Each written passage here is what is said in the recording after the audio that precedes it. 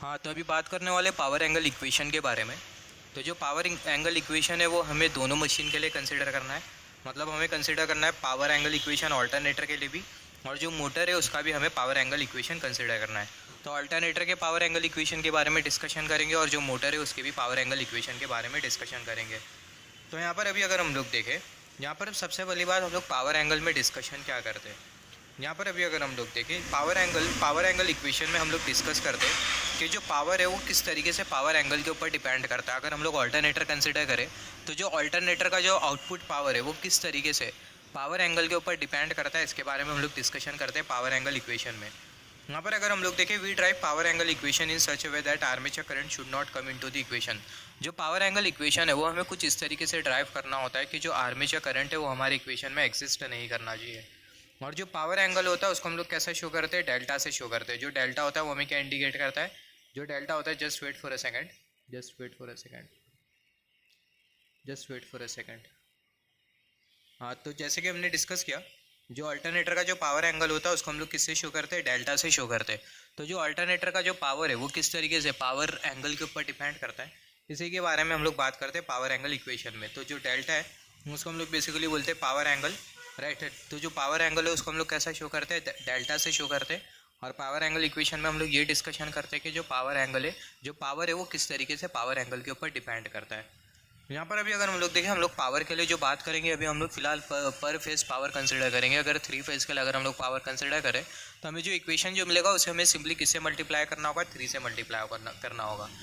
तो अगर हम लोग देखें, सबसे पहला ऑल्टरनेटर के पावर एंगल इक्वेशन के बारे में बात करेंगे। तो ऑल्टरनेटर के सर्किट डायग्राम के बारे में डिस्कशन करें तो जो ऑल्टरनेटर का जो सर्किट डायग्राम है वो हमें कुछ इस तरीके से मिलेगा। यहाँ पर अभी अगर हम लोग देखें, यहाँ पर हमने कंसिडर किया ये एसी सोर्स, और यहाँ पर ये हमने कंसिडर किया है सिंक्रोनस रिएक्टेंस, जिसको हम लोग शो करते हैं JXS से।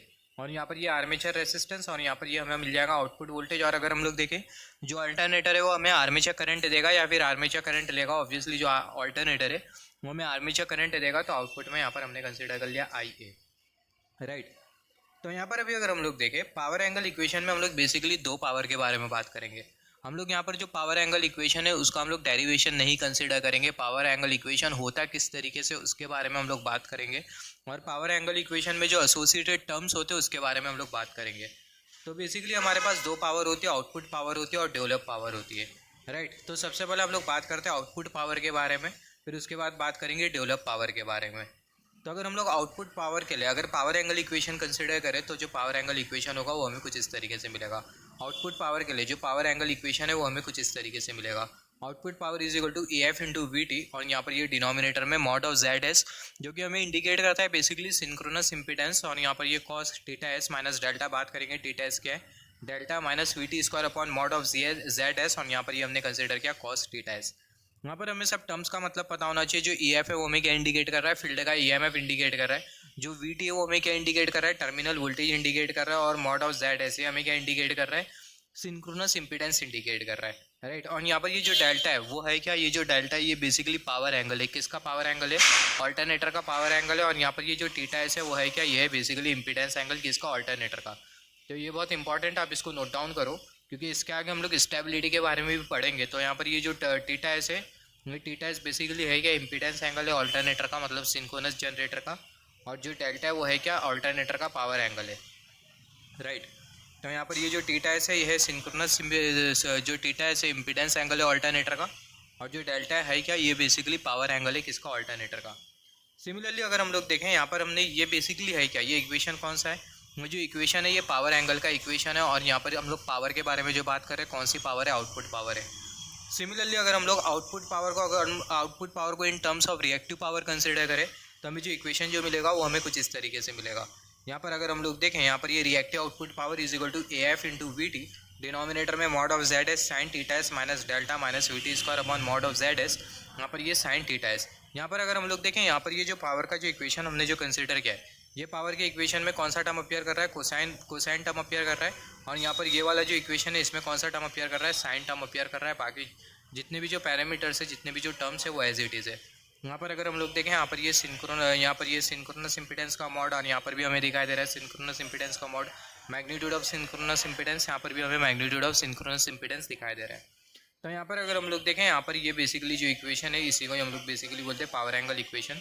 यहाँ पर ये हमने आउटपुट पावर का पावर एंगल इक्वेशन लिखा और यहाँ पर ये हमने आउटपुट पावर का पावर एंगल इक्वेशन लिखा और यहाँ पर हमने कौन सा आउटपुट पावर कंसिडर किया है, रिएक्टिव आउटपुट पावर कंसिडर किया है।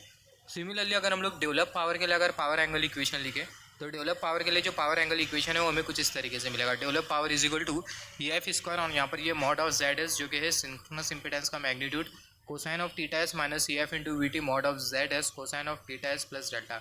अगेन यहाँ पर अगर हम लोग देखें जो थीटा एस है ये बेसिकली है क्या, जो थीटा एस है ये बेसिकली इम्पीडेंस एंगल है। किसका इम्पीडेंस एंगल है, ऑल्टरनेटर का इम्पीडेंस एंगल है। और यहाँ पर ये जो डेल्टा हमें जो दिखाई दे रहा है डेल्टा है क्या, ये जो डेल्टा है बेसिकली ऑल्टरनेटर का पावर एंगल है।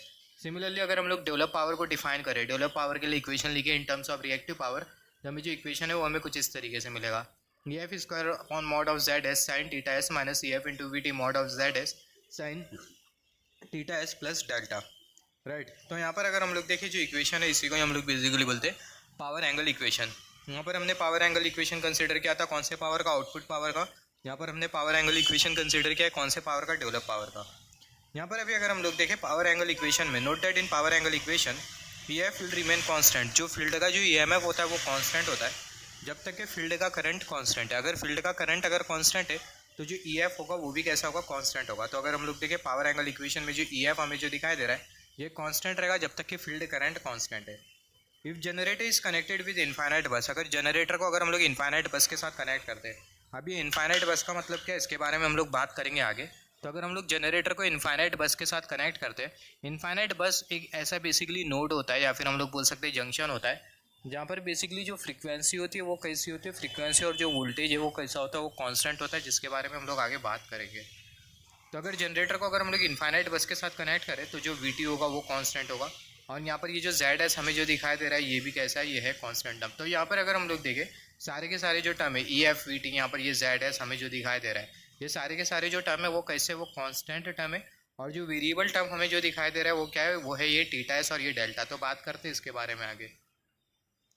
तो यहाँ पर अभी अगर हम लोग देखें आई मीन जो डेल्टा है वही वेरिएबल टर्म है, only variable in power angle equation. Power angle equation में हमें जो वेरिएबल जो मिलेगा कौन सा वेरिएबल है, सिर्फ और सिर्फ ये जो डेल्टा है ये बेसिकली वेरिएबल है पावर एंगल इक्वेशन में। यहाँ पर अभी अगर हम लोग देखें जो पावर है वो डिपेंड करता है ये डेल्टा एंगल के ऊपर। ये रीज़न की वजह से ये जो डेल्टा है इसको हम लोग बेसिकली बोलते हैं पावर एंगल। अगर कोई क्वेश्चन पूछे जो डेल्टा है पावर एंगल इक्वेशन में, जो डेल्टा है इसको हम लोग पावर एंगल क्यों बोलते हैं, क्योंकि अगर हम लोग देखें जो पावर है वो डिपेंड करता है ये डेल्टा एंगल के ऊपर। तो यही रीज़न की वजह से जो डेल्टा है उसको हम लोग बेसिकली बोलते हैं पावर एंगल। यहाँ पर अभी अगर हम लोग देखें मैक्सिमम पावर कंडीशन के, मैक्सिमम पावर की कंडीशन क्या होती है कि जो इम्पीडेंस एंगल है वो किसके बराबर में होना चाहिए, पावर एंगल के बराबर में होना चाहिए। अगर इम्पीडेंस एंगल अगर पावर एंगल के बराबर में होता है तो ऐसे केस में हमें जो पावर जो मिलेगी वो हमें मैक्सिमम पावर मिलेगी। तो जैसे कि हमने डिस्कस किया यहाँ पर ये जो थीटा एस है ये है क्या, इम्पीडेंस एंगल ऑल्टरनेटर का, और जो डेल्टा हमें जो दिखाई दे रहा है वो है क्या, ऑल्टरनेटर का पावर एंगल है। तो अगर थीटा एस अगर डेल्टा के बराबर में होता है तो ऐसे केस में हमें जो पावर जो मिलेगी हमें मैक्सिमम पावर मिलेगी। ये बेसिकली मैक्सिमम पावर की कंडीशन होती है। यहाँ पर अभी अगर हम लोग देखें note that when power angle become equal to impedance angle, जब पावर एंगल इम्पीडेंस एंगल के बराबर में होगा, इम्पीडेंस एंगल और पावर एंगल दोनों बराबर में होंगे, तो जो जनरेटर है वो लीडिंग पावर फैक्टर पर ऑपरेट करेगा। और जो जनरेटर लीडिंग पावर फैक्टर पर क्यों ऑपरेट करेगा, क्योंकि जो रिएक्टिव पावर है वो नेगेटिव होता है जब डेल्टा थीटा एस के बराबर में होता है। तो ये बहुत इंपॉर्टेंट है। मैक्सिमम पावर के लिए कंडीशन क्या है कि जो इम्पीडेंस एंगल है पावर एंगल के बराबर में होना चाहिए। अगर इम्पीडेंस एंगल अगर पावर एंगल के बराबर में होता है तो जो जनरेटर है वो लीडिंग पावर फैक्टर पर ऑपरेट करेगा।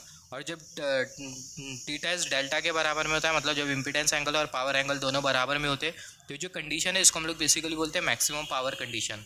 और तभी जो जनरेटर है वो लीडिंग पावर फैक्टर पर ऑपरेट करता है, क्योंकि जो रिएक्टिव पावर है वो नेगेटिव है। यहाँ पर अभी अगर हम लोग देखें अगर रिएक्टिव पावर अगर नेगेटिव होता है तो इसका मतलब जो जनरेटर है वो क्या कर रहा है, जो रिएक्टिव पावर है उसे एब्जॉर्ब कर रहा है। मगर जो जनरेटर है वो रिएक्टिव पावर को एब्जॉर्ब नहीं करना चाहिए, जो जनरेटर है वो रिएक्टिव पावर को क्या करना चाहिए, डिलीवर करना चाहिए। तो जो मैक्सिमम पावर की जो कंडीशन है इसको हम लोग प्रैक्टिकली कंसिडर नहीं करते, राइट। अगर प्रैक्टिकली अगर हम लोग ये मैक्सिमम पावर की कंडीशन कंसिडर करें तो ऐसे केस में जो जनरेटर है वो क्या करेगा, रिएक्टिव पावर के लिए रिएक्टिव पावर को एब्जॉर्ब करेगा इंस्टेड ऑफ डिलीवरिंग, जो कि बेसिकली अनडिजायरेबल होता है। और दूसरा अगर हम लोग ये मैक्सिमम पावर की कंडीशन कंसिडर करें तो ऐसे केस में हमारा जो सिस्टम है वो अनस्टेबल हो सकता है। तो यही रीज़न की वजह से प्रैक्टिकली जो मैक्सिमम पावर की जो कंडीशन है उसको हम लोग कंसिडर करते नहीं है। तो यहाँ पर अभी अगर हम लोग देखें जैसे कि हमने डिस्कस किया, note that if reactive power is negative, अगर रिएक्टिव पावर अगर नेगेटिव होता है तो इसका मतलब जो जनरेटर है वो क्या करेगा, रिएक्टिव पावर को एब्जॉर्ब करेगा। तो ये जो मैक्सिमम पावर की जो कंडीशन है theta is equal to delta, इसको हम लोग प्रैक्टिकली कंसिडर नहीं करते हैं। अगर हम लोग ये कंडीशन को प्रैक्टिकली कंसिडर करें तो जो सिस्टम है वो क्या हो जाएगा, जो सिस्टम है वो मार्जिनल स्टेबल हो जाएगा। जैसे कि हमने डिस्कस किया हमारा जो सिस्टम है वो मार्जिनल स्टेबल हो सकता है। तो यहाँ पर अगर हम लोग देखें कंडीशन बहुत इंपॉर्टेंट है, आप इसको नोट डाउन करना। जैसे कि हमने डिस्कस किया अगर पावर एंगल अगर इम्पीडेंस एंगल के बराबर में होता है, पावर एंगल अगर इम्पीडेंस एंगल, यहाँ पर ये जो डेल्टा है वो है क्या पावर एंगल, और जो थीटा है वो है क्या इम्पीडेंस एंगल। तो अगर पावर एंगल अगर इम्पीडेंस एंगल के बराबर में होता है तो ऐसे केस में जो आउटपुट पावर और जो मैक्सिमम पावर होगी वो दोनों बराबर में होंगे, और हमारा जो सिस्टम है वो कैसा होगा, जो सिस्टम है वो हमारा मार्जिनल स्टेबल होगा। सिमिलरली अगर हम लोग देखें अगर पावर एंगल अगर इम्पीडेंस एंगल से ज़्यादा हो जाता है तो ऐसे केस में हमारा जो सिस्टम है मतलब हमारा जो अल्टरनेटर है वो क्या हो जाएगा, अनस्टेबल हो जाएगा, राइट। सिमिलरली अगर हम लोग देखें अगर पावर एंगल अगर इम्पीडेंस एंगल के कंपैरिजन में कम होता है तो इसका मतलब क्या है कि जो आउटपुट पावर है वो मैक्सिमम पावर के कंपैरिजन में कम है। इसका मतलब हमारा जो अल्टरनेटर है वो ऑलमोस्ट स्टेबल रहेगा, हमारा जो अल्टरनेटर है वो स्टेबल रहेगा। तो ये जो कंडीशन है बहुत इंपॉर्टेंट कंडीशन है, यहाँ से बहुत बार एमसीक्यू में क्वेश्चन पूछे जाते हैं, या फिर हम लोग बोल सकते हैं यहाँ से क्वेश्चन पूछे जाने की बहुत ज़्यादा प्रोबेबिलिटी है।